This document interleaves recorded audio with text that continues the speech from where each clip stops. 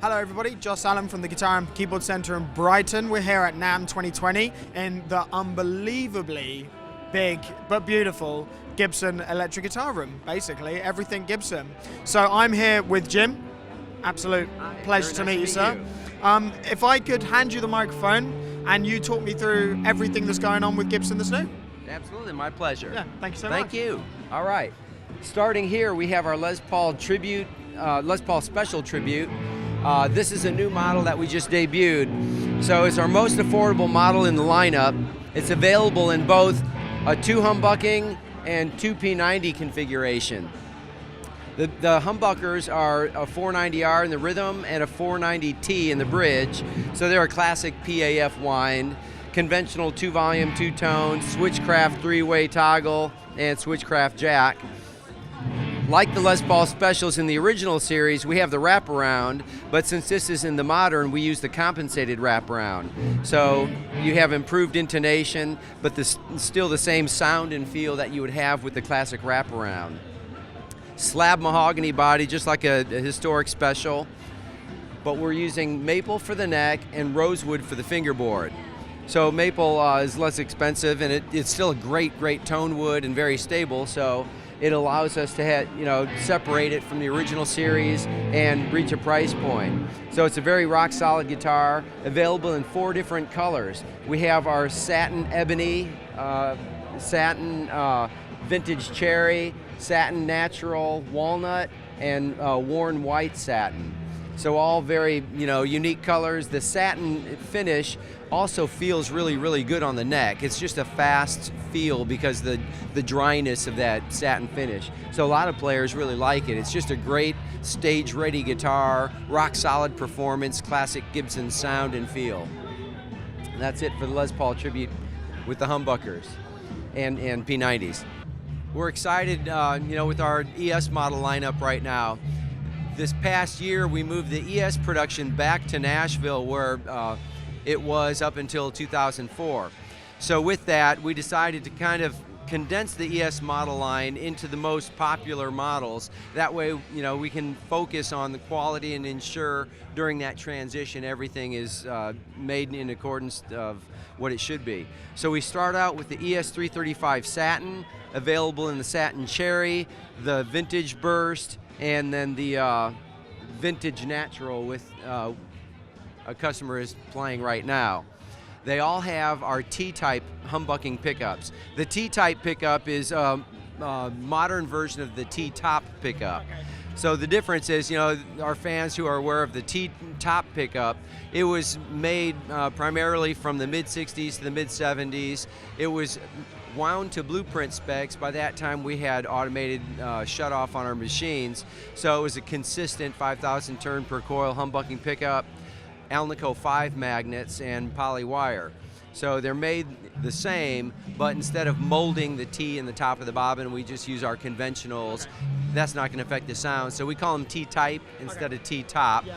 And they're a moderate output PAF voice that's ideally suited to the ES models. Okay. So that's the story on those pickups. Classic ABR bridge, aluminum stop bar tailpiece, 500K vintage vintage audio taper pots in all 4 positions, just like we did in the 50s. And then maple ply bodies with mahogany neck, rosewood dot fingerboard. Next, we step up to the gloss. So the gloss is available.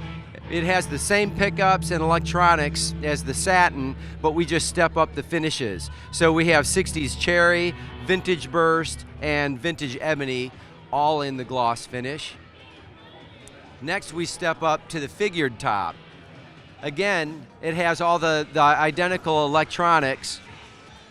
So we use, beautiful figured maple for the outer veneers, and then also we use the small block inlay in the fingerboard. So it's just a step up from the standard gloss model. All else, still T-type pickups, vintage taper pots, and the same ABR and aluminum stop bar tailpiece. So a very attractive model. Next, we go to the 345. The 345 is another upgrade. Thank you very much, sir. The 345 steps up with multi-ply body binding, and then split parallelogram inlays. It still has the T-type pickups and the same electronics as the other ES models, so it's an aesthetic upgrade. On the 345, we didn't do the Veritone as we do on other models in the stereo output. We made it more practical for today's player. If we do a historic reissue with Custom Shop, we'll do those features, but for USA, we wanted to make it in the most popular configuration that a lot of players would modify their guitars to. Next, we have the ES339. So as you can see, the 339 is a downsized ES model. So it's just a scale down 335. It still has the solid core through the center, mahogany neck, same scale fingerboard, and dot inlays.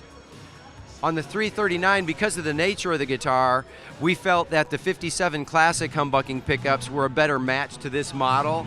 So it's a little bit higher PAF voice.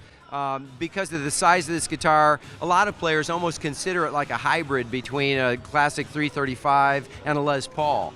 So very popular, and it's a great tone. Again, vintage taper 500K pots. And then we also use the Grover kidney tuners. And then upgrade from the plain maple on the ES base model, 339 base model, then we step up to the ES 339 figured top. Here we have the 60s cherry and beautiful figured maple top. Well, veneers on the outer, so top, rim, and back are all figured maple. And then we go to the small block fingerboard inlays in the rosewood fingerboard.